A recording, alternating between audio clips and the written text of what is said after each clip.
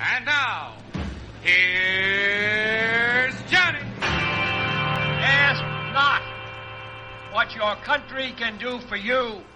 Ask what you can do for your country. Here is a bulletin. Here is a bulletin. What is it? Stand by, please. Stand by, please. In Dallas, Texas. It appears as though something has happened in the motorcade route. In the motorcade route.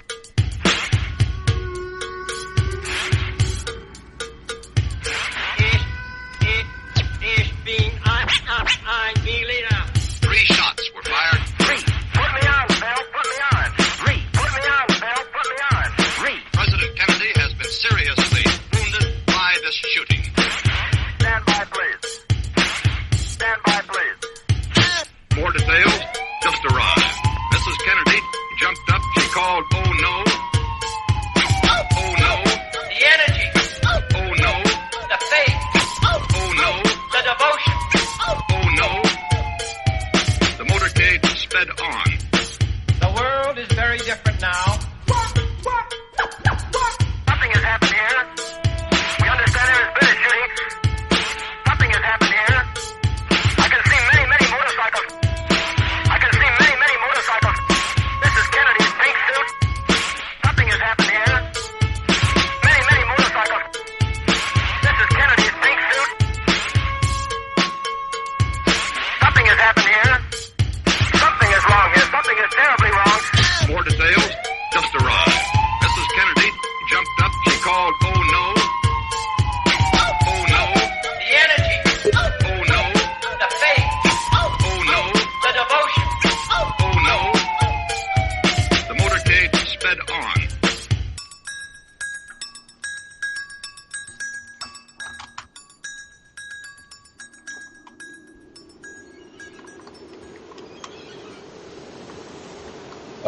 Well, here we are. We've managed, it looks like, to basically, technical issues and all, make our way down to the docks. Hopefully don't have to, we can do a little more than just limp out into the bay. But this is episode 40 of Pirate Radio Podcasts. I am your host, as always, Robin Hood's Chief Communications Officer, Jaffe Ryder.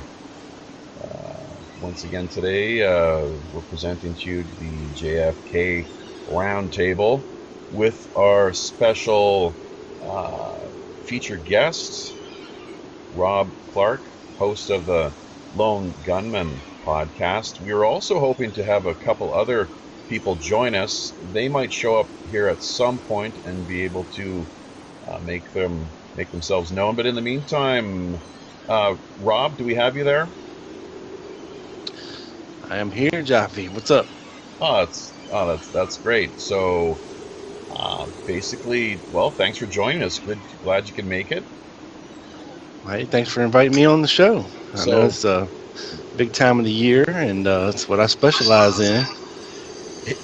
Exactly. Yeah, you've got a whole podcast devoted to the JFK assassination history and so forth. Pirate Larry, do we have you as well? Ahoy, mate. I'm here. Excellent.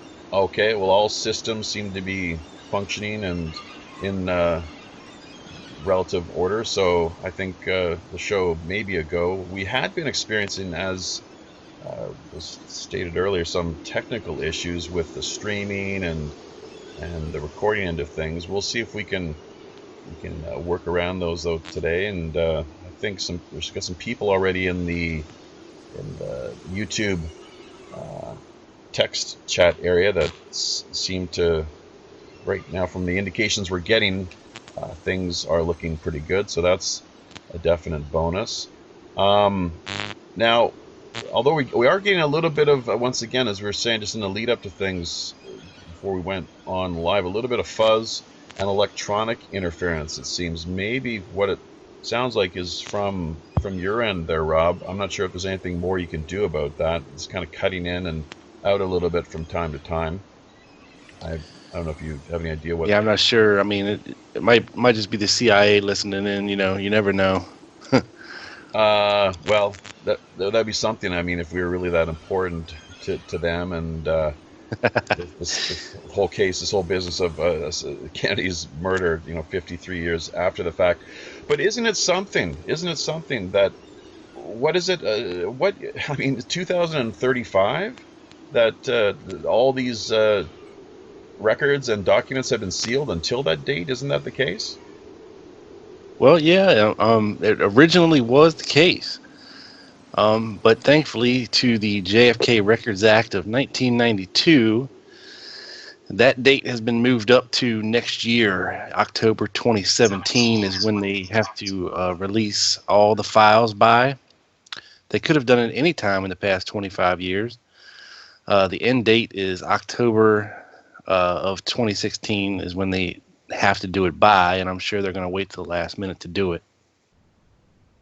That was last month. Or 2017, I'm sorry, next year. I see. Right. Yeah, I'm sorry. Mm-hmm.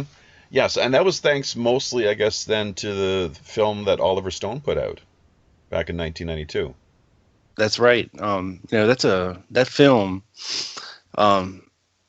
has been a big boon to the research industry. It generated a lot of interest in the case back then. It's the reason a lot of people look into the case now. Whenever they see it, it sparks their interest, it grabs their attention, and it lights something deep inside of them. That gets them to want to actually take a look at this case again and dive into it wholeheartedly, because it's not something you can just take a cursory look at and think you can, figure it all out, or even, get into it. I mean, there's people that have dedicated their lives to, researching the case and still can't figure it out.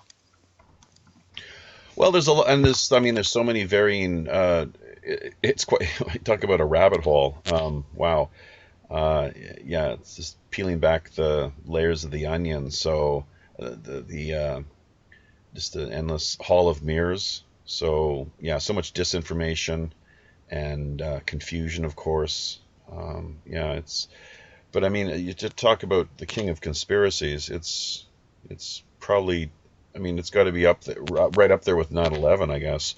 Although really, I think if you look at it in the larger scheme of things, 9/11 makes the JFK assassination look almost like small potatoes. Yeah, it's just a president. I mean, hey, come on, they come and they go, right? So September 11th, that was a Well, some people would argue, that was that the JFK assassination kind of sparked a regime change in our government, and that they've been in control ever since. And if that hadn't happened, then things like 9/11 would have never happened, among other things. Because that's not quite the path, that JFK and his vision for the future in America was headed. He was very much searching for peace. And that's not what the powers to be want. That they can't make money from peace. So it would seem. And isn't it interesting that within the context of what we just recently witnessed with the election of Trump, that it seems, from the sound of things at least, all indications seem to be that he would prefer position and I guess what's known as a détente, or just a more negotiable sort of diplomatic approach when dealing with Russia and Putin and so forth, and this business of the Middle East, versus the neocons, who for the last 13, 14, how many years it is now that they've been waging war in the Middle East and elsewhere, of course, too, pressuring for all kinds of conflict and so forth. So, any just quick thoughts on that as far as that whole business goes?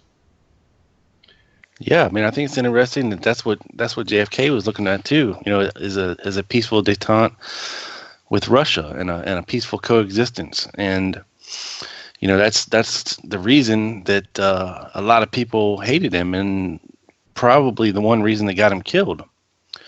Back then people were very anti-communist. They were very scared of communism, and There's a big Red Scare going on, and JFK was viewed as soft on communism. And, with the whole situation that happened with Cuba and the Bay of Pigs, he was viewed as weak, in the eyes of dealing with Russia. He was talking to Khrushchev behind the scenes, trying to make deals with him to, okay, well, you take your missiles out of here and I'll take mine out of here, and kind of reach a peaceful solution. But the fact that it even got that far to begin with, and that Castro remained in power back then and even to this day, is quite frankly amazing. But yeah, I thought it was interesting that Trump's comments, that him and Putin can actually, Putin's ready to come back to the table now, and he's willing to deal with Trump. He was not willing to deal with Hillary, and I can't say I blame him. Well, yeah, that's the whole thing. Is she was taking the position more very. The rhetoric was quite. What's the word? Bellicose, I think, is one of the words you often hear the media throw around. So, yeah, it was a lot of just over the top, a little extreme, and very lacking with the rather than taking a more diplomatic approach to things. So, I guess time will tell, though. Time will tell. Although, and of course, there are some that wouldn't mind seeing Trump meet with the same fate and ends as did JFK, but then of course he does have many supporters as well, and people that are more concerned about seeing him protected and living out his term and or even, who knows, maybe a full 8 years, able to push forward and promote whatever agenda it is that he has in mind for the people of America. So anyways, let's that was actually we got into things quite quickly there on that front. I was hoping to maybe save that for the end, but that's just the way things happen here with the show on Pirate Radio Podcast. It's all very organic and spontaneous. So just quickly, hey, Pirate Larry, I know that you've probably got a few things you'd like to kind of throw it there and kind of contribute to the mix. I'm not sure. Your father actually had a pretty interesting job during that, I believe, during the early 60s, during the Kennedy administration. Not sure if you really want to get into that too much, but is there anything you're just hoping to kind of to respond or just to add to what we're kind of discussing here? He left the CIA after the Hungarian uprising. Your father did? After the failure of the Hungarian uprising, he left. And he went to work for the Atomic Energy Commission, and he worked on the nuclear non-proliferation treaties. Right. But I thought it was interesting that, George Soros, who's kind of this globalist threat, he comes from Hungary, and he goes back to some of the, great upheavals in European society. And,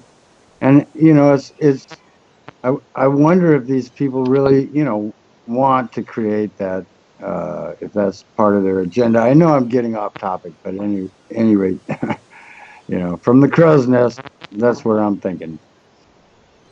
Yeah, well, that's fine. That kind of brings us a little more up to date and present moment. Something, as I said, I was hoping to maybe save until the end, but let's see. Well, we've got a little bit of activity here going on at the moment with Tyranny Unmasked joining us. Oh, he was in Skype with us here, but back and forth, in and out and whatnot. We've also got a few people, including Brig Denholm in YouTube, the chat area over there, along with Bathtub Jen.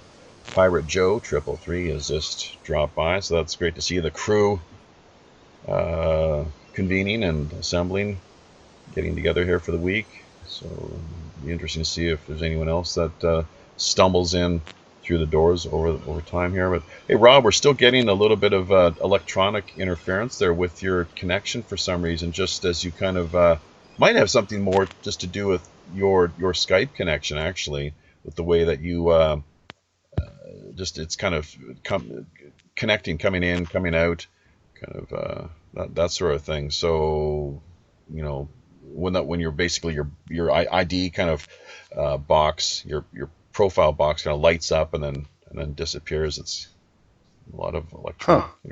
I'm not sure.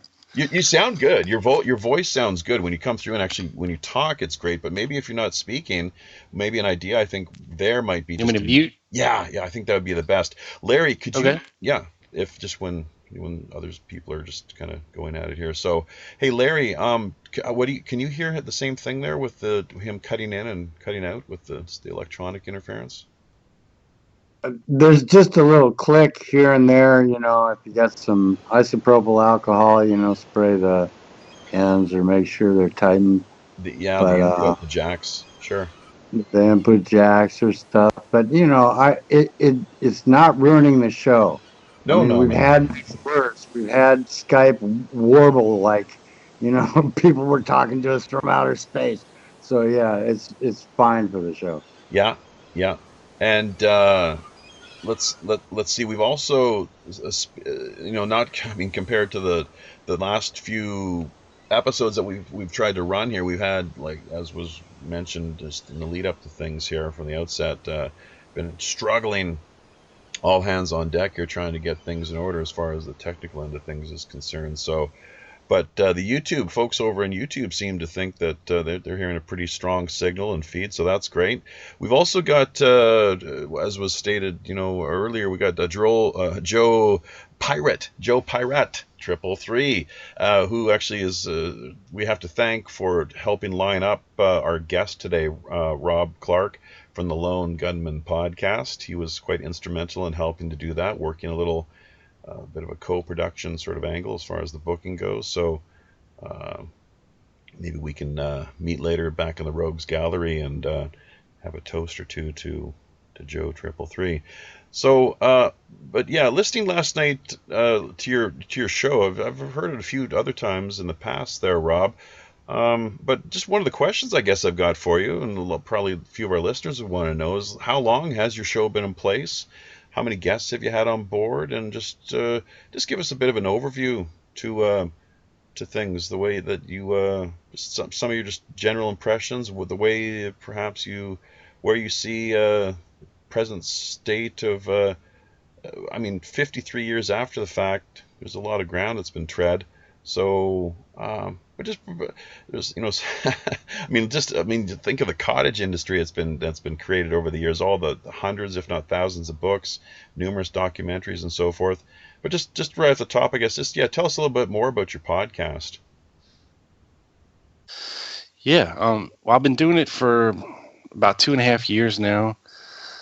I created it out of the need to specifically get some of this stuff out of my brain from having looked at it for so long, and not having really anyone to talk to in my personal life about it, because it's kind of a specific interest. A lot of people don't really know a lot about it or care, but I have found a very open community online that enjoys hearing about it and talking about it as well. I've got about 130 shows in the tank, and still going strong. Wow, 130 shows. Who are some of your favorite guests that you've had come join you? I don't really have a lot of big names. I try to stick with people that are doing actual research, and I like to talk to them about their work. A lot of folks kind of have the big authors come on and promote their books and this and that, and I kind of stick like a level below that. Right. Just people kind of like myself, not really big name people, but they're doing some really good work in the case. Guys like Bart Camp, he's from England. He's from the ROKC Forum. and prayer-man.com. They're part of these guys that are really looking into this image of the prayer man, and we can get into that later if you'd like to. But there's some research going on right now as we speak about this mysterious figure caught on some film that they believe is Lee Oswald, which would mean that he's not on the 6th floor shooting. Folks like that, just normal, average, everyday guys. I had a filmmaker on the show. He did a movie called The Searchers that's being shown at Lancer in Dallas tomorrow or today, depending on where you are, at the conference down there. And, just folks like that. Nobody huge, but, I like to go after the interesting folks, people that are doing stuff. That's what we kind of do too. That's our focus as well. As much as we love people like the bigger names just straight across the board, whether it's like Michael Tessarian, Jim Mars, speaking of JFK research and the like, but Graham Hancock. I mean, just to name a few, David Icke. We feel that these people have, by and large, received enough attention and exposure as it is, and our focus, pretty much maybe along the lines of what you're getting at there too, is just really to focus on promoting and supporting the up and comers or people at the grassroots and more kind of in the underground, and in some ways too, is that to giving them the opportunity, giving them a chance, presenting them with a forum and a platform where they can have their voices heard and get their stories out there. So yeah, that's great though, and that's one of the reasons why we've got you here today, and that we didn't try to get a hold of Jim Mars, as great as he is, and as good as as much great work that he's done on the whole issue of JFK over the years. So yeah, but that's great. Now there's now why don't we talk about the prayer man then? I mean, we could get into that, although let me just throw a couple there's a couple names I'm going to throw out here because I was, like I said, I've listened to some of your shows in the past, and then just last night over the course of the evening, the couple of names that really jumped out at me were some of your biggest the people that you're really a big cheerleader for. A couple names there: Jim Fetzer and Judith Vary Baker. You love those two, don't you? Yeah, I don't know if love is the right word. Something I try to do on my show, and part of my mantra and my tagline is, where research comes to shine and myths come to die. Because, look, if you put everybody in Dealey Plaza that ever said that they were there, or that they were the shooter, or they know who the shooter was and where they were, it would just be a packed cacophony of assassins and all of these people. And that's part of the problem, when you're trying to look at this stuff, is to kind of, weed through all the mess and the noise and get to the core of the thing. And something I started a couple years ago is just trying to pay attention to what could be proven and not really giving much credence to fairy tales. Look, Judith Baker tells a great story. It's a great love story, and if she would have been a fiction writer, she probably would have been a best-selling author. And the allegation, for people that don't know who Judith Baker is that she was Lee Oswald's girlfriend for a couple months before the assassination, and that she spent all this time with him, and he told her all these things. And it's for somebody that's attempting to rewrite history, and like you mentioned earlier, it's become a cottage industry. She's putting on a conference in Dallas as we speak. And she keeps putting books out, but despite these fantastic stories and these woven tales, there's absolutely zero evidence of what she says. She's got no documentation to prove or back up anything that she says about her story. And we can go down the list: James Files, Chauncey Holt, Beverly Oliver. You know, all these people have great stories, but no proof whatsoever of what they're saying. Wasn't So you can Beverly Oliver, though, wasn't she a waitress at Jack Ruby's Carousel Club? No, she was let's see how old she was back then. I want to say 15 or 17-year-old singer at the Colony Club, which was next door Okay. to the Carousel Club. She didn't actually work for Jack Ruby. Gotcha. Now, here's the deal. Now, because I'm not an expert. That's why we got people like you come drop by and visit us. But my understanding with the big claim to fame with Beverly Oliver is that supposedly she was in Dealey Plaza. She was right there on the scene. And that she, a few days later, had her film and maybe just the whole camera and everything confiscated by a couple of spooks, basically. I'm not sure if they're like FBI or local police or what have you, but they have, so according to her story, what I've heard is that they confronted her at the club and demanded that she hand her camera and film over. Is that the story more or less that you've heard? Yeah, that's basically the story. But once again, it's a story. There's absolutely zero proof that she was in Dealey Plaza that day. If you look at the pictures of the babushka lady captured on film from that day, it does appear to be a heavier set older woman than a teenage girl, even dressed more like a middle-aged woman than a teenage girl would dress on a warm November day. And as far as the camera, it's been alleged that the camera that she had was a prototype not available to the public for, I believe it was 4 more years. So there's all kinds of problems with her story. She even says that a CIA agent and an FBI agent came to take her film and introduce themselves as such. Hi, I'm Rob Clark from the CIA. Yeah.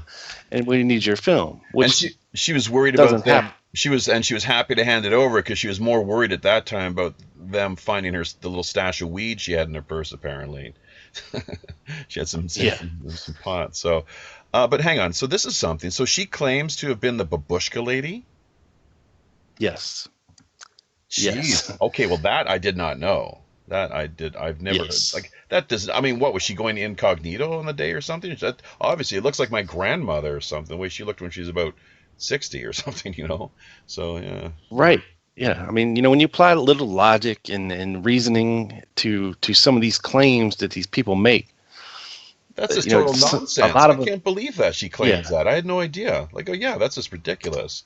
And because she was like, what you said, 17, 18. She was, a young little thing. Yeah. So how about that? Yeah, very young. But okay, well, this is something. How about that? And that's not all she's claimed either. She claimed she met Lee Oswald in Jack Ruby's club before the assassination, and he was introduced to her as, this is Lee Oswald from the CIA. Which, of course, that's the way they go about doing it. That's, you always want to be really upfront with your connection and your affiliation to the company, right? Yeah, sure. Yeah. Yeah. Hi. The way she came forward, there's a problem, I think, with this case with certain researchers who want desperately to have their name connected to the case, and we've seen it time after time over the years where researchers will try to bring forward a witness. We saw it with this whole Roscoe White fiasco in the early 90s, and with James Files in the 90s. The same people were behind both of them coming out, and both stories turned out to be false. And Roscoe White, you were breaking up there a little bit. You said Roscoe White? Yeah, Roscoe White. Now, James Files, he's I'm not sure if he's passed away yet or not. He was locked up for one reason or another, but there's video of him that you can find on YouTube. Anyone who's interested in taking a look at that, just type in James Files JFK shooter, and you'll be able to probably track down whatever is that all that he has to say on the matter. But Roscoe White, where does he fit into the picture? Well, Roscoe White's an interesting story for sure.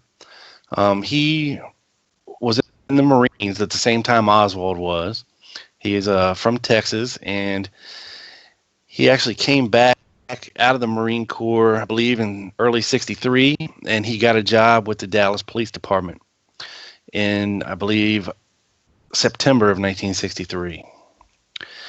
Now, the claim from Roscoe White is that he was actually working undercover for the CIA and that he was the assassin on the grassy knoll.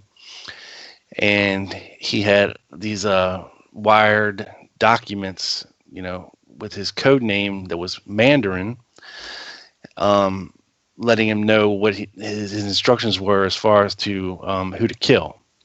And that after the assassination, he had a cleanup list of witnesses that he was to take out. Funny thing is, he ended up dying in the early '70s in a welding accident. He was welding on a table with a bunch of chemicals underneath of it, and it kind of went kaboom, and it burned him up real bad.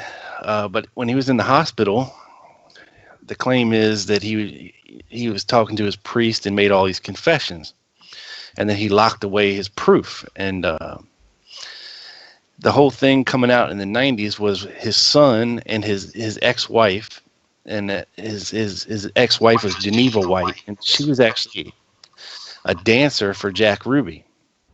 So there is kind of a connection here. But their claim of the Roscoe White diary, when it came back out in the early '90s with a researcher by the name of Joe West, was that they had this diary and that the FBI had taken it or taken all the evidence and never gave it back to them. But they had this diary, and it was actually proven to be fake and in Geneva White's handwriting. So that didn't go over too well. They even held a giant press conference about it. You can find pictures of it on YouTube if you Google Ricky White JFK. It was right after the movie came out, and it was a big to-do, and it just kind of fizzled really good. But like I said, a lot of these researchers, especially the earlier ones, they you see them bringing people forward, and a lot of that is, hey, we can put you close by. It'd be great if we had a story, and we can make money off of this, book deals, movie deals, etc. And they'll latch on to people, and next thing you know, everything's been debunked, and they've been kind of put back in their place. But it's part of the cottage industry. Okay, so here's a question for you then. I'm not sure where you stand exactly. I'm just not too clear on that at this point. But do you believe there was a conspiracy, or that's simply that Oswald acted alone, that he was the lone nut assassin? Well, I've waffled quite a bit over the years. I do believe there was a conspiracy. I am a conspiracy realist, and the CIA, when talking about this case, first coined the term conspiracy theorist, to give folks who didn't believe in the official story a bad name. And that's all on documents and everything else. There's so much wrong with the case, and I don't know if it's a problem that results from the investigation, because it was a mess back then. You had the DPD, the Dallas Police Department, doing the initial investigation, and then the FBI steps in and kind of takes everything. They want all the evidence. They want, all the interviews with the people, so they got to redo them. Well, then the Warren Commission comes along, and they want the FBI, all the FBI's evidence, and they want them to go back and do certain things. So I don't know if it's a result of just pure ineptness and just the craziness that was going on back then. But, as far as, I know my show is titled The Lone Gunman. It's meant to be ironic in its nature, referring to me as the only host on the show. But I do believe in a conspiracy. The question is which one? Because there is a ton of theories out there. You can speculate all day about what happened. It's I think part of the problem, and what I've been focused on the past 2 years is what can we prove? If this thing was to ever go back to court, what could we prove? Hearsay is one thing, fairy tales are one thing, but what can we prove? There's even a theory that has gained some traction as of late. It seems that, and I think, well, the author here is his name Michael Salah. One of the books that he's put out is Kennedy's Last Stand, Eisenhower, UFOs, MJ-12, and JFK's assassination. So, what of the belief, the theory, these allegations that Kennedy was killed because of what he knew regarding UFOs and the world of ETs? Well, here's the thing. Apparently, I mean, there's certainly stories out there of him visiting clandestinely some of these bases, but of course none of that can be proven. What can be proven is in the documentation that we have of his correspondence with the CIA, asking for certain things, and any documents pertaining to unidentified flying objects. Once again, we go to the Russians because he wanted to be able to assure the Russians, in the case of potential nuclear war, of these. He was worried about these unidentified flying objects being the possible start of this. He didn't want these things showing up over Russia, and Russia thinking that, oh, it's us, and them firing their missiles and vice versa. So it was in the conversation, and it was certainly asked. We do have the documents from the White House inquiring to the CIA about their UFO files and if JFK could have them. And this was actually 2 weeks before his assassination. So I don't think it had a big part. They wouldn't have had much time to whip up a plan and enact it at that point. As far as him being the key to this disclosure back then. But, of course, Roswell just happened in 1947. These sightings were a relatively new phenomenon, even in the early 60s, as far as people coming forward with their stories. It really wasn't on a lot of people's radar, but it does play a very small part, and there's very interesting stories having to do with it involving a man by the name of Fred Chrisman. Right. Yeah, we had Ken Thomas on board, actually. I think it was episode 23, and he shared a lot of background and information regarding Chrisman, who in fact, I guess, was one of the people that Jim Garrison had fingered as being one of the, I think he thought he was one of the three tramps, but also had he thought that he was also one of the trigger men. Yeah. I've seen that, and I've looked at that. I think it was a misidentification of sorts. I don't really see the resemblance between him and the tramp that he was alleged to be. I think he was supposed to be the E. Howard Hunt looking tramp. Chrisman's a very interesting character, and when you look at it, when you look at the lore surrounding it and what this guy was into, there is a lot of questions. And one of them is, was this guy part of the CIA? And we actually do have documents released by the CIA claiming that he was. And there's a guy out there that you may or may not have heard of. His name is Thomas Beckham, and he was actually in New Orleans the summer before the assassination, and he claims that his handler was Fred Chrisman. And he claims a lot of things. He claims he was with the CIA or working as an asset for the CIA back then.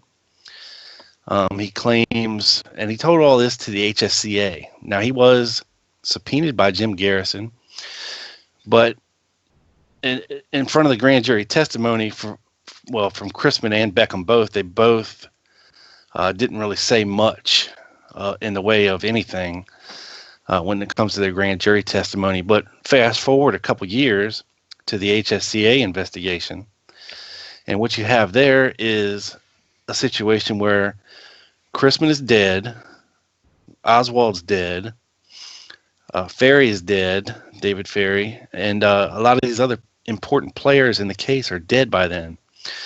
And what the House Select Committee did is they offered Thomas Beckham immunity for his testimony, meaning that whatever he said could not be held against him and he wouldn't be charged with anything. And in front of that committee, he told a very, very different story than what he got on the stand and told Jim Garrison. And it's a wild, wild ride if you believe it. But once again, it's a story, but an interesting one nonetheless. And one that he told under oath, So, and he wrote a book in 2009, which he detailed. It was a self-published book. I did manage to get a copy of it. And he's still sticking to the same story today as he told the HSCA back then. Well, who is this character exactly? Thomas Beckham, I think is Thomas Beckham. Yeah, because I'm not too up to speed on his whole backstory as I'd imagine maybe a few of our listeners are. But yeah, if you could just kind of just flesh that out just briefly. Sure. Well, Thomas Beckham was a con man in the old school sense of the word. He was a grifter, a con man, a forger of documents. If you needed a diploma from a certain university, or you wanted to be a doctor, or this, that, and the other, this is who you called. And he got you the documents. Now he claims that Fred Chrisman was his handler and that he was in New Orleans and he knew Lee Oswald and he was involved in these fake churches that David Ferry and a lot of these folks were involved with and used for covers to raise money for the anti-Castro Cubans at the time. Now, if we look at some of the more famous pictures of Lee Oswald handing out leaflets in New Orleans, there's actually a figure in the background who looks a lot like Thomas Beckham. And there's a white guy standing there in a suit with his pompadour haircut, and he is kind of covering his face. He doesn't want to be on film. And this is where he says he was. He says he met Oswald down there handing leaflets out, and that after he was done handing leaflets out, they went and got a Coke. And he sat down, he was talking to Lee Oswald, and they were talking about what he was doing. And Beckham told him, he better be careful. He's, creating a lot of tension on himself. And Lee Oswald allegedly told him, well, don't worry. The chief has my back. Now, the chief, in this sense, was a man by the name of Guy Bannister, who was kind of in charge of, I guess you could say, the anti-communist movement in New Orleans at the time.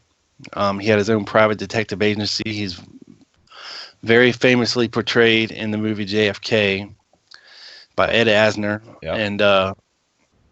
And in the opening scene, where he's seen beating a fellow by the name of Jack Martin, who he thought had gotten into his files. People think that what Lee Oswald was doing down there was kind of handing out these pro-Castro leaflets was in order to out commies. If anybody responded to these leaflets or showed up at these meetings, they could immediately be put on the list. It was part of Oswald's sheep dipping initiation as well. Exactly. And can you why don't you explain to listeners what sheep dipping is, how that works? Well, it's when you kind of make a person look like something other than what they are. You have this guy who had recently come back from defecting to Russia. Okay, now his motives for doing that is that he stated he was disillusioned with the way things were in the United States as far as capitalism, And he actually left the Marines and went straight to Russia. I mean, he stopped back in the United States, I think, for 3 days before he was on a freighter heading to England, where he would make his way across Europe and up through Finland and into Russia eventually on a tourist visa, which he ended up, staying over and kind of relinquishing his passport and his citizenship. And he wanted to stay in Russia. And they let him for 2.5 years. And in the meantime, he married a Russian girl and had a baby. And then he came back to the United States without really much fanfare. But now at the time, you could also go back and look at the CIA files and see that they were doing programs like this, where they would use false defectors to get behind the Iron Curtain, because you have to remember, back in the day, there wasn't a lot of information coming out of Russia. We had to kind of get what we could get when we could get it. The whole spy network and spy satellites were just burgeoning then. This is a time when the U-2 was crashing, in Russia. So a lot of times the best information came from people on the ground, and the only way you can get people on the ground is either turn them or send your own in. And we don't know for sure if that's what Oswald was doing or if he was just a disillusioned Marine. Well, it's interesting. A couple characters come to mind at this juncture of the story. Carrie Thornley and George de Mohrenschildt. Carrie Thornley, I guess, served with Oswald in the Marines. He even wrote a book where Oswald played the protagonist.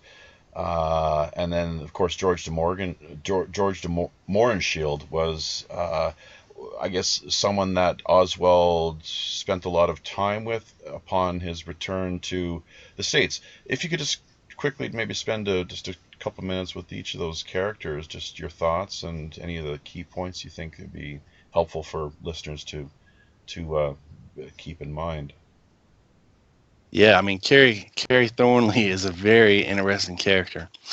He actually wrote a book about Oswald before any of this stuff even happened, while they were still in the Marine Corps, because he found him to be such a different guy, kind of thinking guy, called The Idle Warriors. And it wasn't published until, of course, after the assassination and everything, but he was writing it back when he was in the Marine Corps. Now, interesting enough, Thornley, when he got out of the Marine Corps, actually ended up in New Orleans in a kind of odd, I guess, twist of fate, you call it. Jim Garrison had a real bad axe to grind, I guess, with Carrie Thornley, who Garrison thought that was one of these Oswald doubles, or was working with Oswald, which I don't believe is the case. But I had Adam Go-Rightly, who's pretty much the Carrie Thornley expert in the world, on my show, and just the fascinating stuff. He actually wrote a whole book about Carrie Thornley and the assassination, and it's fascinating, and I highly recommend it. Now, as far as de Mohrenschildt goes, he's another very interesting character. He was allegedly just an oil geologist, who was likely, like most people in that position who had the at least part of their employment took them to other countries. Most likely he was a CIA asset, for sure. Now, the difference between CIA agent and asset is a big leap. People that we can prove work for the CIA, and we can prove a lot of them did. Folks like E. Howard Hunt, and people of this ilk. There wasn't many CIA agents, I guess we could call them, but there was a lot of CIA assets. People that weren't officially connected to the agency, but that they could have plausible deniability if anybody got caught doing something. Well, hey, they don't work for us. We don't know who they are. But They were paid. People like Alton Ochsner, he was a very prominent surgeon in New Orleans at the time, the head of Inca, and he would travel to a lot of different foreign countries and report back to the CIA. He was an asset as well. It's very likely that in the course of DeMornshield's work, and he got to go to a lot of these Caribbean countries like Cuba, Guatemala, Haiti, and he would report back what he saw there. Nothing crazy. Just hey, this is what they're up to down there. Very basic intelligence gathering, I would call it. And then of course, what we're referring to here is his relationship with Lee Oswald when he returned to Dallas in 1963. And some folks refer to him as kind of a babysitter, much like in the ilk of Ruth Payne, maybe could be classified as. Probably someone to keep a close eye on Oswald, just to kind of see what he's doing. Because, look, this guy was a Marine. He threatened to tell our secrets when he defected to our arch enemy, Russia. Okay. And he's bringing a Russian wife back into the United States. It's not a stretch to believe that either the FBI or the CIA would want to keep an eye on this guy to see what he's doing when he comes back. It's not a very big stretch at all. He could have possibly been turned when he was in Russia. He could have possibly be a double agent now. He could, or who knows? The list is endless. So it would make sense that they would try to get somebody close to him to keep more of an eye on him. Yeah, well, he'd been on the FBI's radar for a couple of years. In fact, J. Edgar Hoover had mentioned him personally, apparently, back in, there's evidence of that informal memos that he put out back in, I think, 1960, 61, something like that. So, there was allegedly somebody using his passport. The multiple, several Oswalds. Yeah, there's allegedly somebody using his passport when he was supposed to be in Russia. There was a number of Oswald sightings or people using the name Lee Oswald when he was supposed to be in Russia, or he was supposed to be in a certain place in the Marine Corps. And it's an odd thing, and people have written books about it, like John Armstrong. He wrote the book Harvey and Lee, where he delves into this aspect of, was there two guys, both named Lee Harvey Oswald, living these parallel lives, and it's pretty fascinating stuff. Let's circle back around to that in just a moment or two, but first let's give a shout out here to the listeners, people that are streaming the show live here in YouTube. A lot of things are really heating up there in the text chat with the question. Bathtub Jen asks the question, how did any of you guys feel about the television series 11/22/63 with James Franco? Danny Benton, I don't know if I mentioned it already, but Oliver Stone's movie JFK was based on Jim Marr's book Crossfire. Yeah, I think that is correct. Brig Denholm, Dr. Mary's Monkey is a fascinating story, and so on and so forth. So Joe 333 cracking jokes regarding Judith Very Baker. Who doesn't love Judith? He says, love story of the ages, the serial Oswald. So she is quite prolific, I guess. She puts out a book every year or two, it seems, doesn't she? So, yeah. It's and myself, honestly, I just try to keep an open mind, as far as all these things are concerned. One of the things, though, it's interesting too to think about playing the devil's advocate here. She was apparently Miss Baker sitting down in the midst of putting together I'm not sure if they're going to do it live or not, but an interview with 60 Minutes, I think is what the story was, and they right at the last minute she was shut down and they pulled the plug on everything and had basically it just all went kaput. So that was quite something, right? The at the 11th hour that they pulled the plug on that. Do you know? Are you up to speed on that at all? Do you know what the specifics are? What happened there? Yeah, they pretty much at the last minute had some serious reservations about putting her story on the air due to her credibility. It's got nothing to do with the mainstream media being scared of her truth story, as it were. I think we all know here that the mainstream media does what they're told. And, I mean, look, like I said, she's got a fascinating story. And a lot of these people we're talking about here tonight are fascinating speakers. When you actually hear them in person, some can be very, very convincing.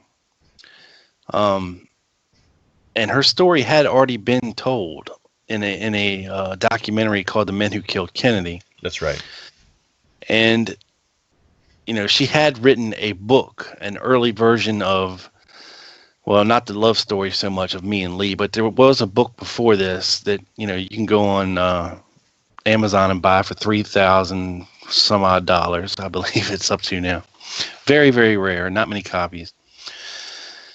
That she actually sat down with a couple of researchers and wrote before she got tangled up in Me and Lee. Now, you mentioned some of the comments from the YouTube folks, and what's up, guys?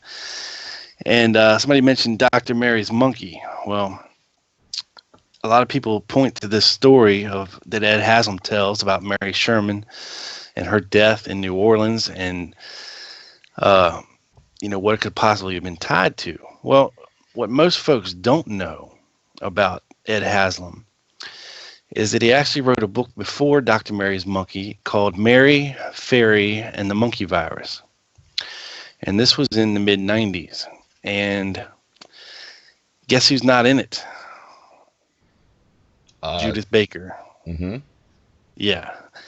I actually managed to find a review of this book, and it's still there on Amazon if you go look. And using one of her aliases, Avery Baker, she reviewed 5 stars this book, and was just gushing over what a fantastic book it is. Now, it's not out of the realm of possibility that she read this book and realized that hey, I was there at this time, and I could probably come up with a pretty good idea, being my background is in cancer research, which is not under dispute. She was written up in the local newspapers as a young teenager is being interested in, trying to cure cancer and, doing these things in the science fairs and this and that and the other. That's not under dispute. What is under dispute is, of course, her, alleged relationship with Lee Oswald. But, just the idea in itself of the CIA recruiting a 15-year-old girl to come clandestinely work in somebody's dirty apartment and concoct a hazardous bioweapon in an unsterile environment just doesn't quite add up. When the CIA has at their disposal, tons of scientists and research facilities where, if they were to want her knowledge, the more likely route would be to get somebody close to her and steal it. They wouldn't actually use her to do all this stuff. But that's just me being logical again. And what something else people don't know is, okay, she contacts Ed Haslam after he's written this book. And she says, hey, I was there. You got the story right, but you're missing a couple things. And she goes ahead and inserts herself into this story and the whole mix. And Lee Oswald, because he wasn't in the first book either, blows Haslam's mind. He buys in hook, line, and sinker, and he rewrites his book, Dr. Mary's Monkey. And that's what's out now. And then he helped Judith Baker write her book, Me and Lee. And that's where we are on that. So they're you can't talk about one without really talking about the other in terms of entanglement, which is, it's interesting, but like it can't be proven. None of the stuff that they say can be proven, and that's the problem. Okay, going back to the comment section, Bathtub Jen had she'd thrown out a plug for Adam Gorightly's book, The Prankster and the Conspiracy. That's someone that we all actually have we've had on the show here on Pirate Radio Podcast. You've had on the Lone Gunman podcast, and I think Bathtub Jen herself just recently interviewed. So she's also made clear that people can find that via YouTube. Just do a quick search for Bathtub Jen and Adam Gorightly. So there we go. Let's get Pirate Larry into the mix here. He's been, I'm sure, attentively listening to things up there in the crow's nest. There's Pirate Larry. Are you fully engaged? This is an amazing connection of CIA operative on the ground. Yeah. Now, wasn't there, I don't know, some pool hall owner or some bar or something where they all, was kind of a central location or something where they all met? As far as I know, are you talking about Jack Ruby and the Carousel Club, or? Yeah, the Carousel Club and our dear friend Jack, our dear departed old chum. Well, and Oswald supposedly knew Ruby since he was a child. Is that not the case? That's an allegation from Judith Baker, so take it for what you will. There's no other. But hang on. There's nobody else saying that. There's nobody else saying that at all? No. But okay, well, here's the thing. Who was Ruby's, or who was Oswald's mother? She was a girlfriend, was she not, to one of Carlos Marcello's car drivers? Correct? Not that I'm aware of, no. Okay, I mean, it might be something you want to look into. You've heard of no mob connections through Oswald's mother whatsoever, then? Well, only in the fact that her brother-in-law, Dutch Moret, worked on the docks, and he was a kind of a money collector for Carlos Marcello back then. But as far, like, her sister was married to Dutch Moret. That's the only connection that I've ran across, other than some tenuous ones put forth by Judith Baker. Mm-hmm. Well, let's get back into the. Actually, I think Pirate Larry, you wanted to ask a little bit more about the CIA connection to things here, and I think we'll find that partly at least in George de Morenschild's jacket pocket. I guess when he was shot himself, supposedly, that the investigators later found an address book with a reference to one of the contacts he had. There was this Poppy Bush of I'm not sure what the address exactly was, with phone number and so forth. But do you know anything, Rob, about who's this Poppy Bush character? And is this total poppycock, or is this indeed the fact that yes, this is what they found? Well, it's quite possible. I do believe he knew George Bush. We do have a letter that he wrote to him actually back in the 70s, asking for help about something. I can't recall the exact subject of the correspondence right now. But he was asking for help with something. And I believe they did know each other. He was probably in his address book and phone book. But you got to remember, doesn't necessarily mean a CIA tie. George de Mohrenschildt was an oil geologist, and George Bush was an oil man. So they could have known each other through that circle as well. I mean, I know a lot of people like to try to put George Bush in Dealey Plaza. There's a famous picture taken by William Allen that shows a guy off to the side of the Texas School Book Depository that does resemble, a young George Bush. The problem is, this same figure is shown in other William Allen photos from taken from the same day at about the same time of these police officers, milling about in front of the school book depository. And upon further examination, which a lot of people don't like to do any further research, they just look at it and say, it's George Bush.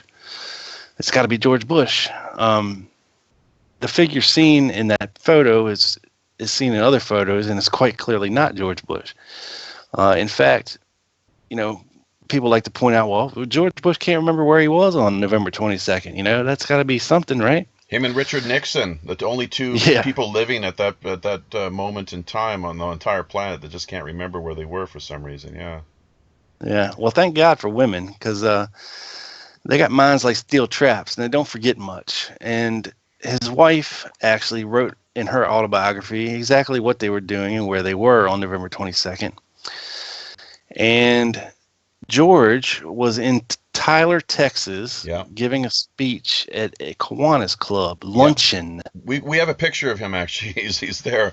It's included in the streaming slideshow that we've got there on YouTube. So, at that same time, or well, if you're having a luncheon, it's generally anywhere from the times of, I guess, 11 to 1, roughly.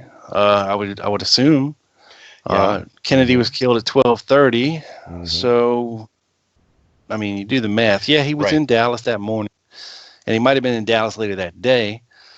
But at the time of the assassination, we just can't put George Bush there in Dealey Plaza. There was a phone call apparently that he made, and that he wanted for some reason, apparently, according to some researchers, that Jim Mars in particular, I believe, is who I heard it from, one of his interviews, that he wanted this call to the FBI logged and made part of the public record so as to provide an alibi. Do you know about this phone call? On the day of the assassination? Yeah, somebody that worked for him, a fellow by the name of George Parrott, I believe was his name. Yeah. Perfect for the fitting pirate ship. Yeah. Exactly, yeah. What pirate doesn't need a parrot? George Parrott was apparently a guy that worked for him who was on the kind of extreme right-wing thinking of things. And, was it to provide some kind of an alibi or something, or was it just a concerned citizen who wanted to report what he knew? Because look, despite all the threats against President Kennedy's life back then, I believe the most credible threats were coming from the extreme right-wingers. And I'm talking about folks tied to the John Birch Society, these hate groups, KKK. And, we can get into that too if you want. But it was kind of a big deal back then if, these extreme right-wing people had a very, I guess, hostile viewpoint, and Bush could have been concerned about that. But, when you look back at things, we have files from the CIA, internal files, stuff that we were never meant to see, stuff that they thought that nobody would ever see. A lot that hasn't come out. Bush, go ahead. I'm sorry. Go ahead. Was not a CIA employee or asset before he was director in 1974.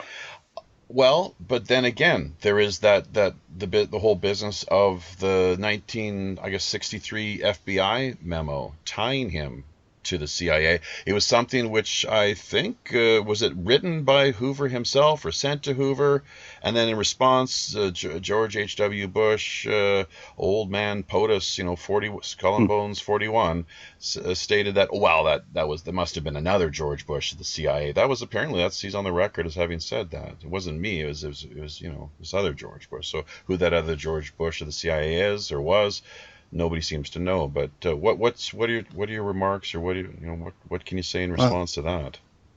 Here's my thought on that. Yeah, I know exactly what you're talking about, and Hoover does mention George Bush of the CIA, and my counter to that claim would be, how would the FBI know who's a CIA agent at the time?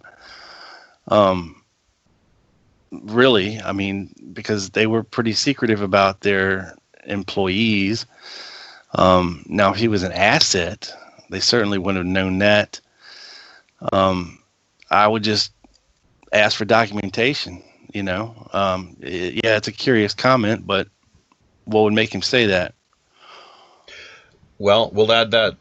We'll add that to the. It's always tough to speculate on people's motives, of course. So who really knows? It could be anything, but it is. It seems to be there in black and white for people to, to people to look at and reflect upon, and just kind of decide for themselves what to make of it all. So we'll add that to the show links, of course. But let's see, we've got so many characters here in this case. Another interesting and very colorful personality is the Dorothy Kilgallen, who apparently she was one of the few journalists to actually, if not the only journalist, to have actual one-on-one private interview with Jack Ruby. She claimed that following the interview that she was apparently going to blow the lid off the whole JFK case, and just a couple days after that was found dead. So, and that ties into the whole body count, the kill list as it's known. And maybe if you could just comment on those two things, Dorothy Kilgallen and this whole business of the kill list, and whether you could just chalk all that up to coincidence, or maybe there's something behind it all. Sure. Jack Ruby is a very interesting guy. When you really look at his connections and his ties to the racketeering and things of this nature, he was running guns for who, I don't know. Could have been the CIA. Could have been just because he was very anti-communist. He was running guns to Cuba in the late 50s. He had made trips to Cuba with some certain folks, and allegedly met certain folks while in Cuba. But he after he was arrested, and when he was in front of the Warren Commission and talking to Earl Warren, he made some very startling admissions. Now, his original statement of why he killed Oswald was that he did not want Jackie Kennedy to have to come back to Dallas for a trial and put her through all this, that she'd been through enough already, and he felt that somebody needed to just nix that in the bud and take care of it right away, so she wouldn't have to even deal with any of that. How chivalrous. Yeah. The knight in shining armor. Yeah. And, but when he was in front of the Warren Commission, he told a little bit of a different story. But he never actually got to speak formally in Washington in front of the Warren Commission. They wouldn't allow him to go. They refused to have him come to the nation's capital. Instead, I think a few members of the committee or commission, the Warren Commission panel, they visited him in jail. Is that not correct? That is correct. That is most certainly correct. Gerald Ford, I think, was one. Maybe Allen Dulles. I don't. So. I don't think Dulles was there. Okay. But I think Gerald Ford was there, or Warren himself was there. And he practically begged them to take him to Washington. Right. He said, look, you take me to Washington and I'll tell you the whole truth of everything, but not until I get there. But when he was in Dallas, he did give some hints as to what his concern was. And he specifically mentioned extreme right-wingers and the John Birch Society by name in front of the Warren Commission. Well, what he was being concerned about. Also LBJ. Powers in Dallas, yeah, sure. But also LBJ, very much implicated with the context of Ruby's comments. You can see that right there on YouTube. There's this famous clip of him as he's making his way just along the hallway corridor, and very kind of cryptic sort of references to, basically, he said, is it the man in power now at the highest levels of political power? And he said yes. That's it. That's Yeah. exactly right. So it was in that sense. What he's trying to say is it's LB fucking J. So, and that kind of, I mean, one of the things here too is like Joe 333 Pirate Joe has stated that Jack Rubenstein was born in Chicago in a haunted house across from Market Street. Chicagoans used to call him they used to call Jewtown. So that's interesting sort of reference there, a little bit of a historical and cultural tidbit. But what are your thoughts then on LBJ, and particularly Madeline Duncan Brown, another sort suspect witness or testimony, someone who can their views can clearly should be dismissed or can easily be debunked, or is there some credibility to what she was laying out there for people, the former mistress of the usurper LBJ? Well, she was Judith Baker before Judith Baker was Judith Baker. She's a woman with a fantastic story. She was not his mistress? I mean, this shows she was not his mistress? Maybe she was, but when you're talking about relating a supposed private conversation, that really implicates him as having some kind of foreknowledge of what was going to be happening, or being in charge of what was going to be happening. There's absolutely no proof of this whatsoever, except what she says. Well, and this is regarding the meeting at the night before, supposedly on I believe it was Clint Murchison's ranch. Right. People, including, according to her story, and I think there might be other testimonies as well from other people that they were, alleging that Hoover, LBJ, gosh, I don't know, just the whole retinue. Nixon, Ruby. I mean, the list goes on, and it's an ever-growing list every time she tells a story. It's changed over the years. She's dead now. I think she's passed away years ago. But yeah. Mm-hmm. Yeah. So, all right. But what do you think, or what do you know? What is your impression then of that meeting that took place, that gathering on the ranch the night before the assassination? Who did attend, and what did they talk about? Well, I don't know. I'm not even sure there was one.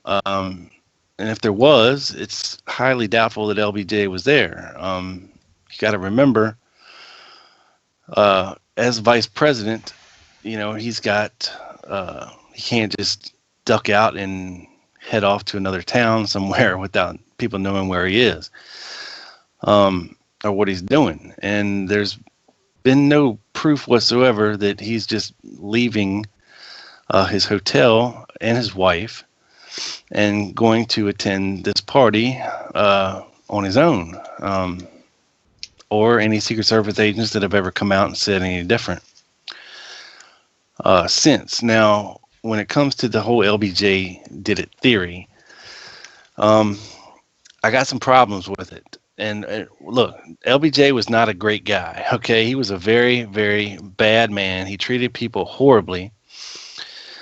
He was a womanizer. He was a bastard, for lack of a better word, to most people that he ran into. Does this mean he was behind the assassination? No. But some of the things that people try to tie him to the assassination are things like Madeline Duncan Brown, which is of course a story. Mac Wallace, who was his alleged personal hitman, who killed people for him. Mm-hmm. There's people out there that claim that they found his fingerprint in the 6th floor. That's right. A partial fingerprint, Malcolm Mac Wallace. That's right. Yep. And guess what? That's been debunked.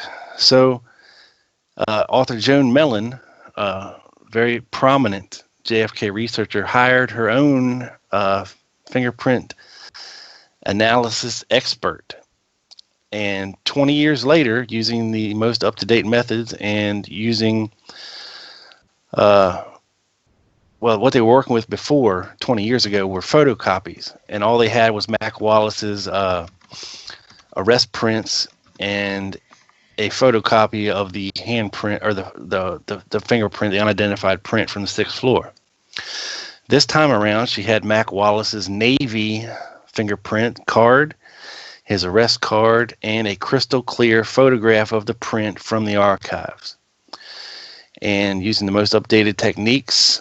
And look, this guy, I've looked at him, his credentials online. His name's Robert J. Garrett. And he is very qualified to analyze fingerprints. I mean, he's the real deal. He's got a list of qualifications a mile long. And he looked at the stuff, and it's not Mac Wallace's print.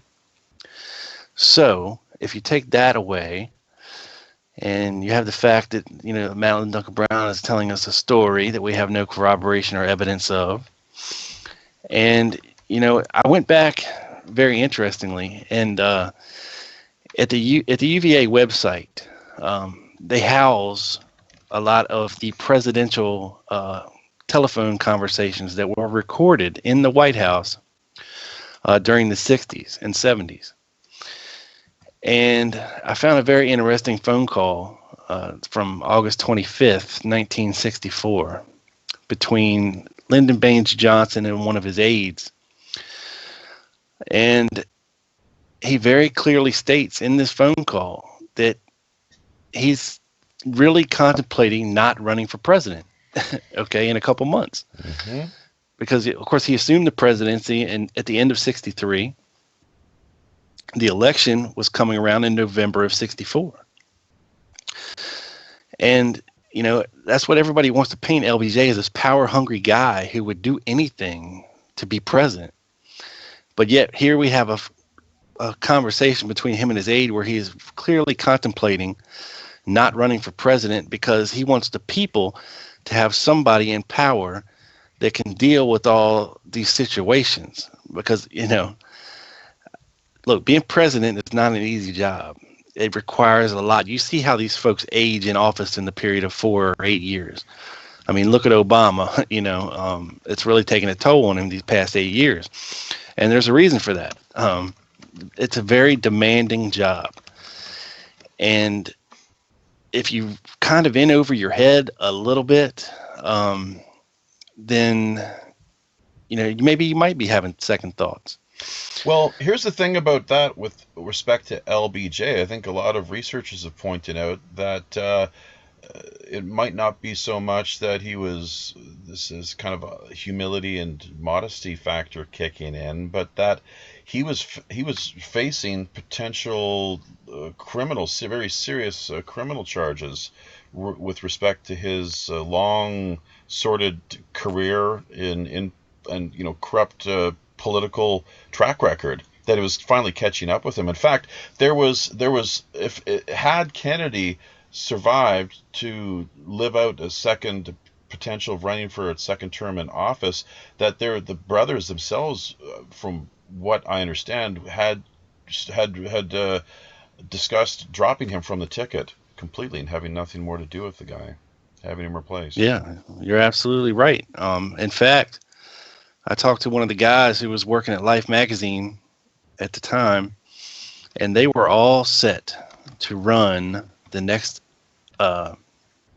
edition of the Life magazine, which had LBJ on the cover, and pretty much exposing all of his bad deeds to the world. They had it set and ready. They had it set and ready to go. That's right. That's right. Yeah. After the assassination, they decided that America didn't need to lose 2 presidents in such quick succession. It's like they say too. In politics, timing is everything.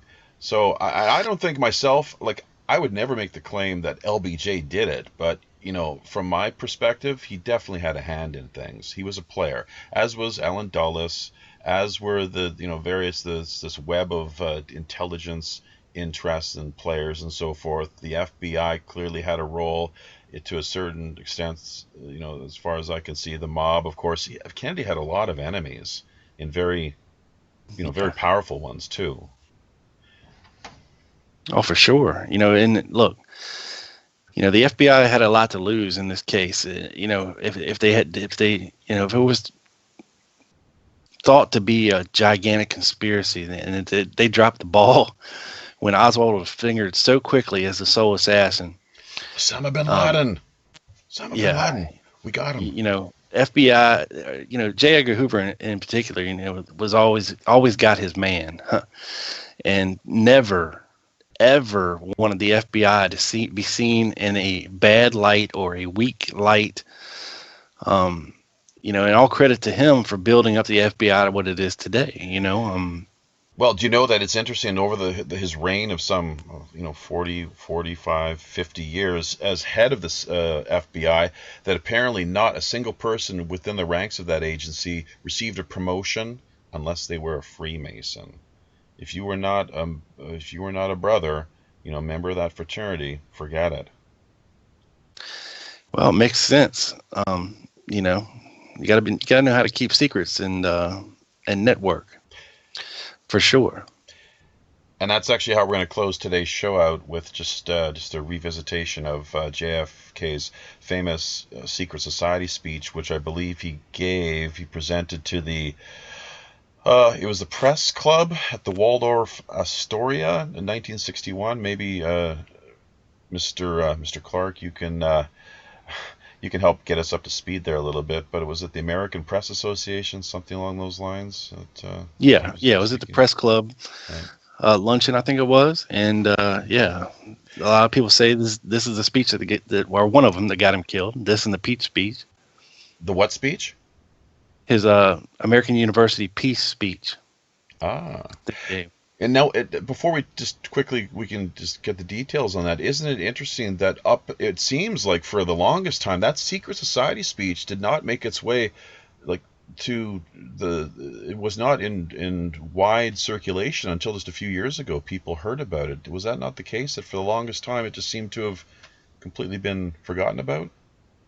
Yeah, I mean, what's been around since then in some form or fashion, but when you actually listen to what he's saying, to me, he's clearly pointing the finger and talking directly to the CIA in this speech, and their and their covert actions and their secrecy. And I think that's the crux of this speech, because he wanted to destroy the CIA. He wanted to, in his own words, crush it into a million pieces and scatter it to the winds. He believed that they were a great threat to the American way, and not part of a transparent government, which he wanted. He'd come to learn about their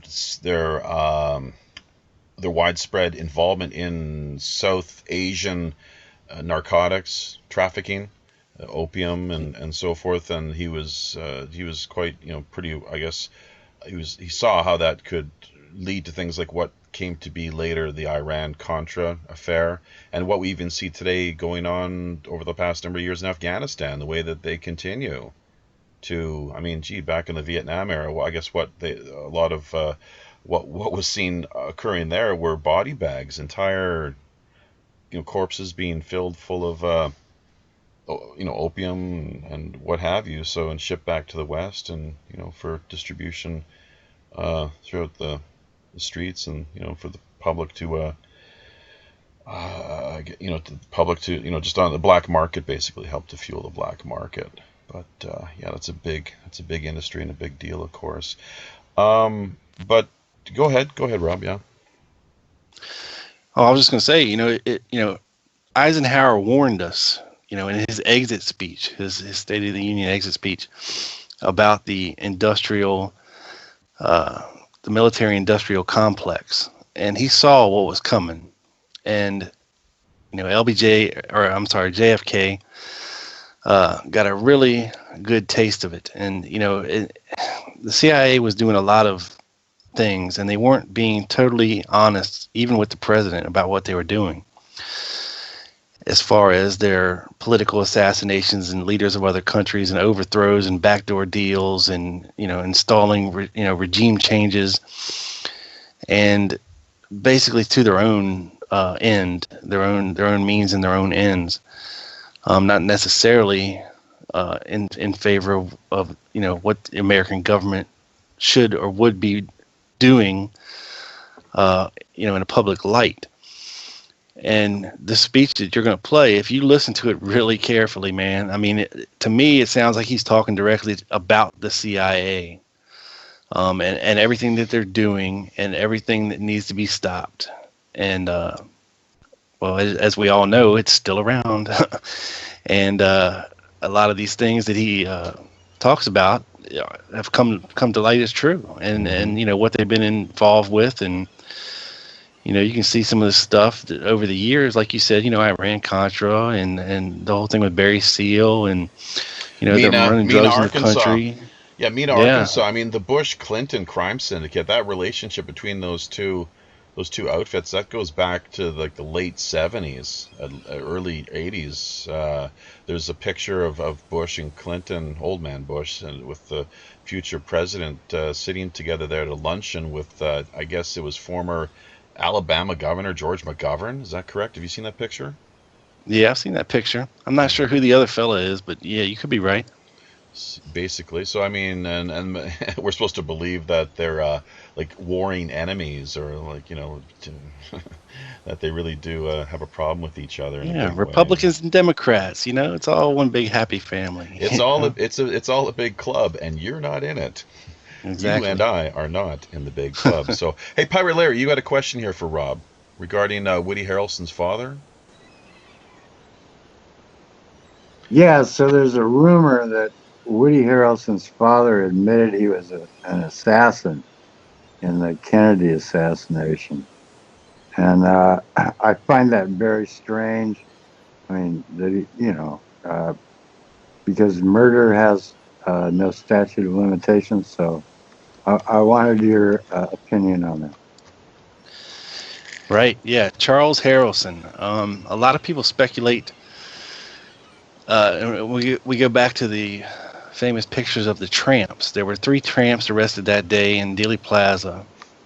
Well, actually about a mile away from Dealey Plaza, but they were paraded through Dealey Plaza. And several photographs were taken of them. There was a taller tramp, an older tramp, and I guess just a younger fella up front. Now, many people have claimed to be these tramps. And many people have been claimed to be the tramps by other people. But I believe it was in the late 90s when the Dallas police opened their files that the arrest reports for these 3 tramps were finally found. And the original names of these guys were Harold Doyle, John Jedney, and Gus. His name's escaping me right now. Gus something. And that's who they were. When you look at the pictures of them, especially Harold Doyle, the guy that was up front, to me, it's a perfect match for who this guy was. Charles Harrelson was alleged to be the tall tramp. Now, we have pictures of Charles Harrelson from the early 60s, and damn if he doesn't look just like Woody Harrelson with hair. Okay? So, applying that to the picture of the tall tramp, it doesn't look like Woody Harrelson with hair. From actual pictures of Charles that we do have from the early 60s. Is it similar? Yeah, he looks similar. And did he admit to being the assassin that day? Yeah, he did. And this is after he was put in prison for killing a judge in Texas. He also later recanted that statement a couple years later. So, sad to say, I don't think there's a connection there, but it is interesting, because the guy does kind of vaguely resemble him. The same tramp in question has also been alleged to be Frank Sturgis, who's another name that pops up quite often in this investigation. The older tramp has been posited to be E. Howard Hunt or Chauncey Holt.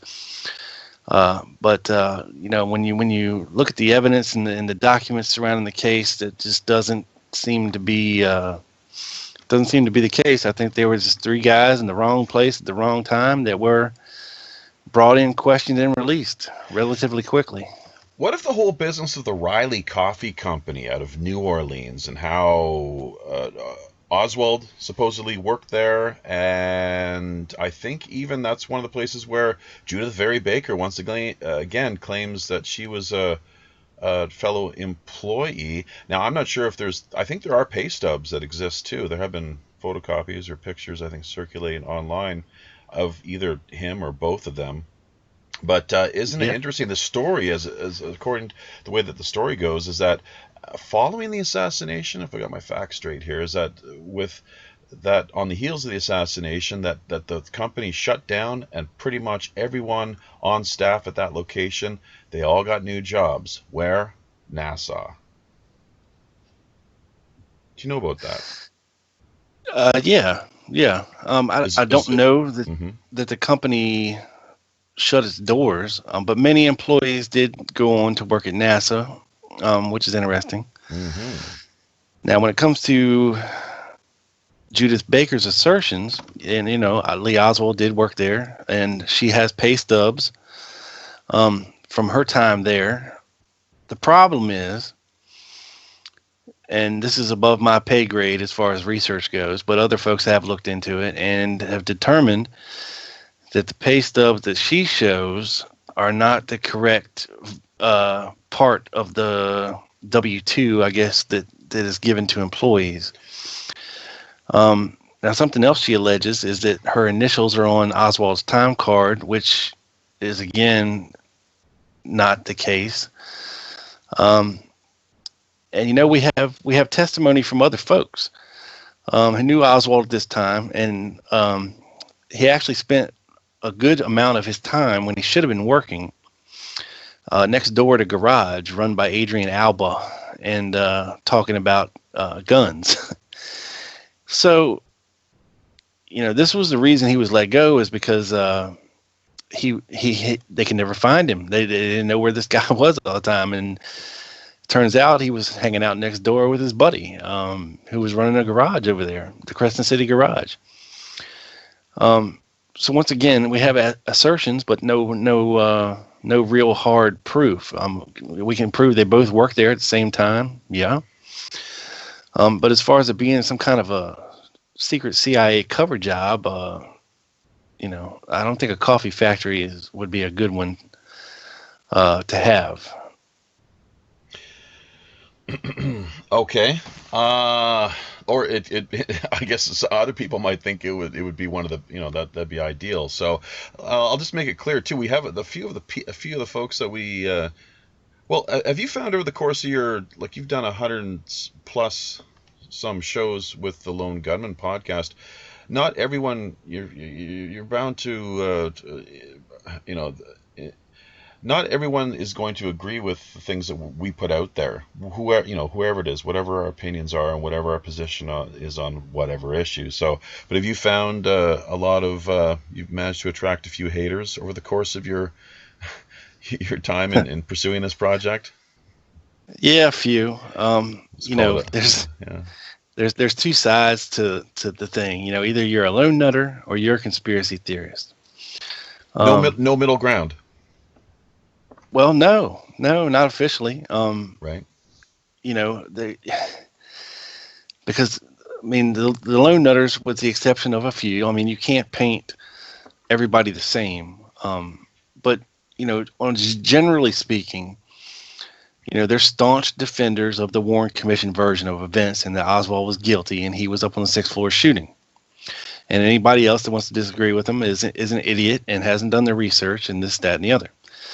Now, on the other hand, you have, the conspiracy side of things, and you've got 20 million theories under the sun. Now, of course, they all can't be right.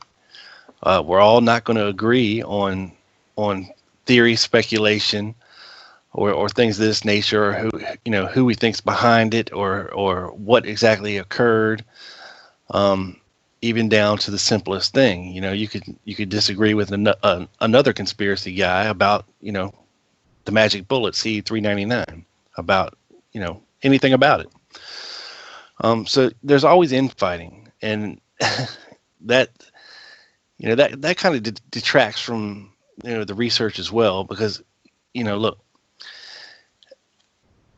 Judith Baker at her conference, she's putting forth all these people, with some crazy, crazy ideas, about photo fakery and this, that, and the other, that they were photoshopped Lee Oswald, or they turned Billy Lovelady into Lee Oswald, or Lee Oswald into Billy Lovelady, and the Auction 6 photograph, and that it was altered, and he was really standing out front, and things can get really, really crazy really quickly.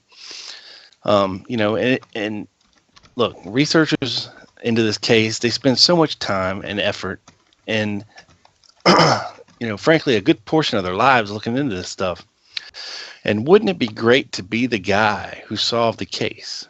I'm sure every researcher out there has thought that, any conspiracy person looking into anything has thought, wouldn't it be great if I was the one to actually find out what happened?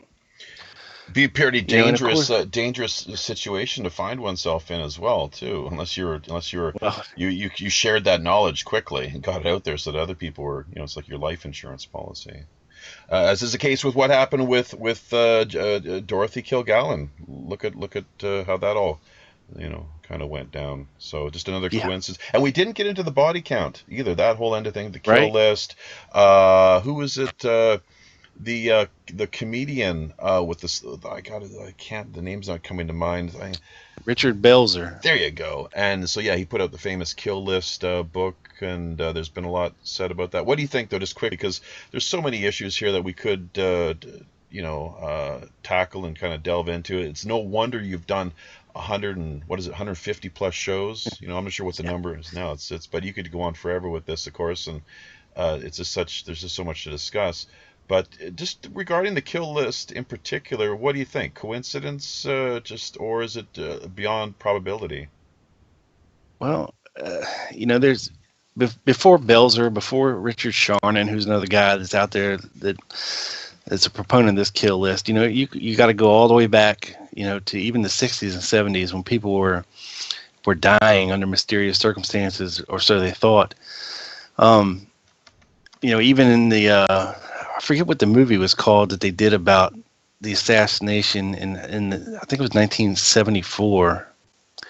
It was a major motion picture. Oh man, it's escaping me. If anybody knows out there, let me just quickly. I'll give you executive action. That's what it was. Yeah, let me just give you a second to collect your thought. And executive action. I think I know the movie you're talking about, but there are people that are wondering, just asking who it is that our guest is today. It is Rob Clark from the Lone Gunman podcast. I'd hope that we'd made that clear enough over the course of today's discussion, but apparently a few people kind of missed out on that information, so that's fine. But just to revisit and recap, we're kind of trying to wind things down here. Just a few minutes past the hour and a half that we generally allocate for a discussion. But quickly, if you could just summarize and wrap up on this executive action movie. Well, there was a graphic there at the end of the movie, and the movie was loosely based on the events of the assassination. And it was a big Hollywood production. At the very end of the movie, they had a graphics card come up, and it kind of really intrigued a lot of people. It kind of, I forget exactly what it said, but it kind of alluded to the fact that there was hundreds of unsolved related deaths to the Kennedy assassination. Well, when they traced this graphic back to some newspaper in England that had come up with this thing, it's a lot of them are very tenuous. And Penn Jones, who was original first generation researcher, and he was big on these assassination related deaths as well. And I do think there's something to it. And like I said, in the recent years, Richard Belzer's wrote a book called The Hit List. And when you really look at the laundry list of names that are closely associated to the conversation, not like, Jack Ruby's brother's cousin's, second daughter or whatever. When you look at the people that are closely associated, like David Ferry, for instance, I think there's something up with his death. And Lee Bowers, who died under mysterious circumstances. He was a guy in the tower there. in the rail yard. George de Mohrenschildt, who apparently he was set to testify before the House Select Committee on Assassinations, correct? And he apparently put a bullet in his head, and with that and that was right on the heels of his reaching out, as I recall, to George H.W. Bush, who may at that time he was heavily, he had some very intimate connection, working in some capacity with the CIA. So, but apparently was rebuffed and snubbed, and he would not didn't want anything to do with his old friend. So they were apparently quite chummy for a time, at least. But yeah, I think the guy was knocking on his door or heading up his driveway to knock on his door, and he hears gunshots. Now, what's a funny thing about this is Bill O'Reilly, in recent years, in his book Killing Kennedy, claims that he was there. Whoa! On Mohrenschildt's doorstep. Gunshots or just one single shot? Well, yeah, one gunshot. I see. Okay, It was actually Gaten Fonzie though that was there, not Bill O'Reilly. I don't know why he told that story, what a bullshit artist. I mean, just as you say earlier, what these people that try to insert themselves into the narrative and you find it too, like the world, the ufology, and all kinds of different characters that just for whatever reason they want to. I guess they're 15 minutes of fame. So, and that's I'm just speaking in very general terms now too. Of course, I'm not pointing any fingers. I'm just speaking, talking about how, as you've pointed out, how things tip. Yeah, well, that guy he's turned the assassination, well, even of Kennedy and Lincoln. Now it's into a cottage industry, killing Jesus, killing Hitler, whatever other books he's written, but. This guy, he used to do good work. When he was with the Current Affair, they would run, pretty gripping news stories that nobody else was really talking about in regards to the assassination. And now he's this high, mightier than thou, Fox News correspondent who's a big lone nutter who is Oswald's guilty, this, that, and the other. And anybody that believes different is an idiot. So, and what do you think then? That's probably the last question I guess we'll ask you. There's a lot of other items that we could hit on here, but we just don't have the time. Was Oswald, people in the people that have joined us here today for today's show, they want to know, was he a patsy? Do you believe that Oswald was a patsy, or not, or maybe even more than a patsy? What's your exact position? Where do you stand? Well, I flip-flop. Depending on what day you ask me. And the reason I say that is because there's always some new information coming out. There's always things we don't know yet. We don't know the whole truth yet, really, to be honest with you. And, I used to believe that Oswald was a patsy and he was set up and he had no knowledge whatsoever of anything. And more recently, I think he may have knew something. I still don't put him up on the 6th floor shooting at the president. But when it comes to recent testimony, I guess, that's come out, that a guy by the name of Beale Frazier has said, who was the guy that took him to work that day, and some things that I put together with that, I come up with a little bit of a different take on things. So, there's new stuff coming out all the time, and, you really got to stay on top of things and be vigilant and always be willing to, change your views in light of new evidence. I think if you don't, you're not really being honest with yourself. Tough, of course, to make the distinction between what some may want to have us believe is new evidence and, on the other hand, just flat-out disinformation.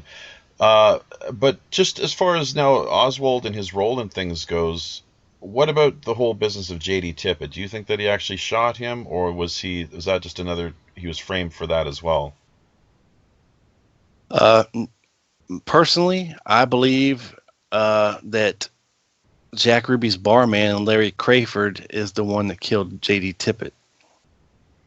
And why? But that's a whole nother hour-long show. Yeah, because Oswald apparently Oswald was in the theater. He was watching this movie, I guess, wasn't it like a John Ford picture, and had had a bucket of popcorn there, and Yeah, he'd been Van Heflin, Cry of War, and mhm. look, I mean, there's even questions of whether or not it was actually Oswald staying at the rooming house on Beckley Street.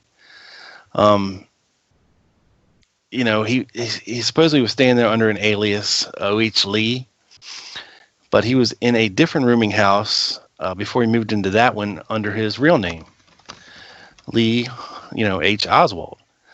So why would he all of a sudden want to move a week after he's moved into a rooming house and move into another one using a false name?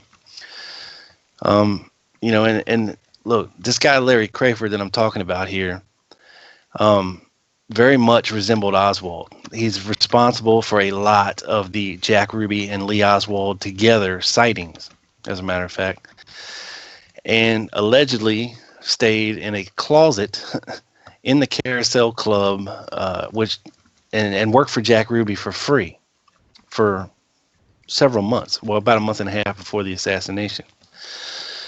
And this fella happened to leave town on, I believe it was the morning after the assassination. He skated. He was like, "I'm out of here. See you later." Now, the FBI tracked him down to Michigan, of all places, where his sister lived. And, he kind of got lost to history. He changed one letter in his last name. And the HSCA could not find him to question him because of the, he changed one letter in his last name. And he's a fascinating guy. And he's got a story to tell for sure. Yeah, I mean, there's once again so much to get into here, but just quickly, wasn't there a lady, as she was portrayed, I guess we saw her portrayed in the movie that Oliver Stone put out. She was thrown out of the vehicle, I think is what it was, and she was all beat and battered up, and she was kind of going on about how they're going to kill the president. And I'm not sure if this is supposed to be the same character who in real life was a guy. There's another character who went and shot up a bank just for no reason, just because I guess he wanted to get arrested and locked up, so he felt that'd be the safest place to be. Do you know about those two characters? What I'm kind of getting I do. Yeah. Now, the second one is a fellow by the name of Richard Case Nagel. And he's the subject of a very big book by Dick Russell called The Man Who Knew Too Much. And yeah, you're absolutely right. He went into a bank in September or October of 1963 and shot a couple holes in the ceiling, and went out and sat on the curb and waited for the cops to get there, and he was arrested. And the reason he gave for this is he stated he wanted to be in jail. And he told this pretty fantastic story about how he was a double agent for Russia and the United States, and then he was tasked to kill Lee Oswald, and then he knew something was going to happen, and he didn't want to be a part of it. And he ultimately did not choose to kill Lee Oswald, or be anywhere near Dallas at the time this thing was supposed to go down. But once again, it's a story. An interesting one for sure, and I would recommend everybody read that book. It's fascinating. But once again, no proof. He was one of these guys that had a dead man switch, allegedly, that when he died or if he was caught or anything like this, that there would be proof released of what he was saying, and nothing ever came. But the other lady you're referring to is Rose Cheramy. And that did happen. The opening scene of JFK, where she's pushed out into the road. She was allegedly on her way to Dallas with a couple of fellas who were going to kill the president, or at least talking about doing it or being associated with it somehow. And she was taken to the hospital, and she started saying these things, that they're going to kill the president. They're going to kill the president. And they have interviewed the doctors and nurses there, and it's a true story.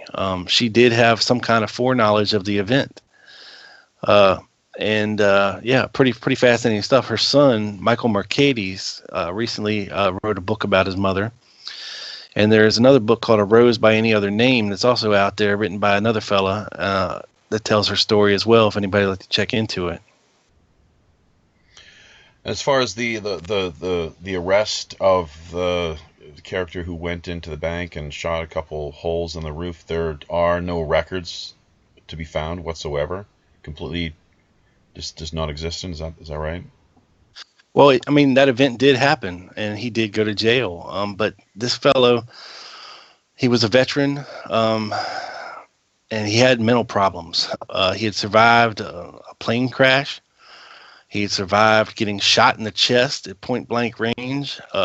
He survived being in the war.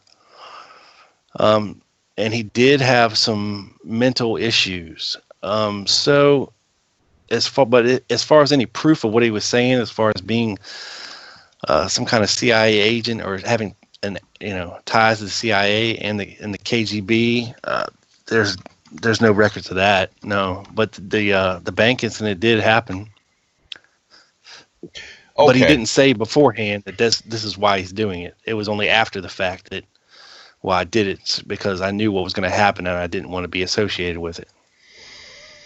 Okay. Well, thanks for your time, Rob. This has been great. I mean, we've gone a little bit over the allocated limit as we typically we set aside here to do the show. The one thing that we did not do, though, unfortunately, and it kind of got put in the cart before the horse here, but usually I'm not even sure where we conducted this interview, if we were on the Robin Hood today or not, but maybe let's see if Pirate Larry can come on kind of interject here. And Larry, can you hear us? Or I'm not sure if he's still there or not, but we didn't do a pirate story. We got told a pirate story in the green room. We were confused by the pirate story we heard in the green room. Right. But there was a pirate story. For the sake of the audience, we should tell the pirate story. We should revisit that. Rob, if you don't mind, let's hear your pirate story one more time, just so we can ensure that we've received the captain's blessing. Well, I don't know if it's a pirate story directly related to pirating. But it's the closest thing that I've ever been to as far as being associated with pirates. I mean, I don't get out much. I'm over here in Virginia, not exactly pirate country, but I did have relations with a lady who wore an eye patch and liked to talk like a pirate. Was it a glass eye? No, there was nothing there at all. Oh, just a patch. Yeah. She had no eye. She had no eye. Well, how about that? An empty socket. How were her legs? She had both legs? No peg legs. She had two good legs. No parrots? Yeah, the rest of her body was just fine. It's just I believe she lost her eye in an accident as a child and preferred to wear a patch. Yeah. She joined the pirate. Bonafide. Yeah. Bonafide pirate wench. Bonafide. So, although you wouldn't want to necessarily refer to her in that way to her face, because there have been known through history to be quite a few women who they could handle themselves quite well around swords, cutlasses, muskets, those sort of things. So yeah, you'd have to watch your step, definitely. But thanks once again, Rob. You've got you can be reached via, is it the Lone? It's LTR. Lone. How does your podcast? How's it URL read again? It's TLG, like for the Lone Gunman. TLGpodcast.com. Mm-hmm. And people can find me on Facebook and Twitter as well. We don't have your Twitter information. Maybe we can get that after the show here. But are you going to be able to join us in the Rogues Gallery? I'm not sure. Virginia, gosh, what time it is? It could be getting into the wee hours now, but there is a few people that looks like we got a number here in the YouTube chat area, and a few that would like to join us there in the backstage. I'd be happy to stick around, man. All right, so much appreciated. We're gonna close now with the famous JFK, the secret society speech that we had talked about earlier. And look forward to meeting everyone in the backstage area.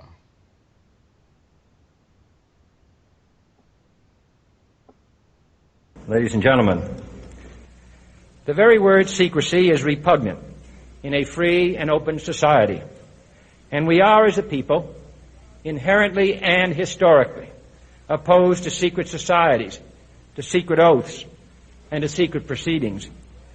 We decided long ago that the dangers of excessive and unwarranted concealment of pertinent facts far outweighed the dangers which are cited to justify it. Even today, there is little value in opposing the threat of a closed society by imitating its arbitrary restrictions. Even today, there is little value in ensuring the survival of our nation if our traditions do not survive with it. And there is very grave danger that an announced need for increased security will be seized upon by those anxious to expand its meaning to the very limits of official censorship and concealment. That I do not intend to permit to the extent that it's in my control. And no official of my administration, whether his rank is high or low, civilian or military, should interpret my words here tonight as an excuse to censor the news, to stifle dissent, to cover up our mistakes, or to withhold from the press and the public the facts they deserve to know. For we are opposed around the world by a monolithic and ruthless conspiracy that relies primarily on covert means for expanding its sphere of influence, on infiltration instead of invasion, on subversion instead of elections, on intimidation instead of free choice, on guerrillas by night instead of armies by day. It is a system which has conscripted vast human and material resources into the building of a tightly knit, highly efficient machine that combines military, diplomatic, intelligence, economic, scientific, and political operations. Its preparations are concealed, not published. Its mistakes are buried, not headlined. Its dissenters are silenced, not praised. No expenditure is questioned, no rumor is printed, no secret is revealed. No president should fear public scrutiny of his program, for from that scrutiny comes understanding, and from that understanding comes support or opposition, and both are necessary. I am not asking your newspapers to support an administration, but I am asking your help in the tremendous task of informing and alerting the American people. For I have complete confidence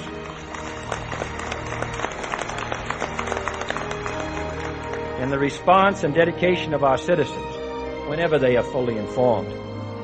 I not only could not stifle controversy among your readers, I welcome it. This administration intends to be candid about its errors. For as a wise man once said, an error doesn't become a mistake until you refuse to correct it. We intend to accept full responsibility for our errors, and we expect you to point them out when we miss them. Without debate, without criticism, no administration and no country can succeed, and no republic can survive. That is why the Athenian lawmaker Solon decreed it a crime for any citizen to shrink from controversy. And that is why our press was protected by the First Amendment, the only business in America specifically protected by the Constitution, not primarily to amuse and entertain, not to emphasize the trivial and the sentimental, not to simply give the public what it wants, but to inform, to arouse, to reflect, to state our dangers and our opportunities, to indicate our crises and our choices, to lead, mold, educate, and sometimes even anger public opinion. This means greater coverage and analysis of international news, for it is no longer far away and foreign, but close at hand and local. It means greater attention to improved understanding of the news, as well as improved transmission. And it means, finally, that government at all levels must meet its obligation to provide you with the fullest possible information outside the narrowest limits of national security. And so it is to the printing press, to the recorder of man's deeds, the keeper of his conscience, the courier of his news, that we look for strength and assistance, confident that with your help, man will be what he was born to be, free and independent.